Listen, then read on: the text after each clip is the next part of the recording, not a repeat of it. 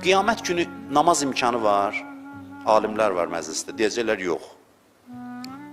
Qiyamət günü deyəsən, Allah 2 rükət namaz mənə kömək eləyər, deyirlər yox da, namazın burada köməyi yoxdur.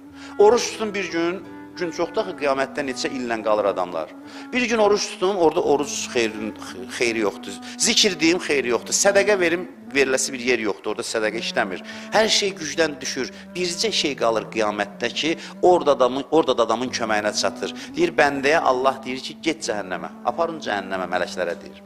Mələklər bunun qolundan tuturlar, aparırlar cəhənnəmə, hədisdir bu. Buyurur ki, bu adam baxır arxaya, arxaya baxa-baxa dayanır, gedir, arxaya baxır.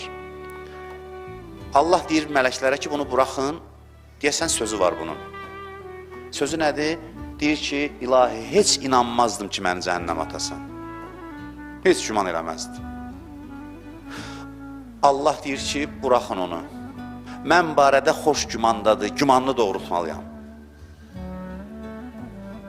Ondan sonra deyir ki, and olsun izzət və cəlalıma, bu düz demir, yalan deyir. Dünyada bir gün bu gümanda olsaydı, işi bura gəlib çatmazdı. Bu hədis haqda düşünün, xahiş edirəm.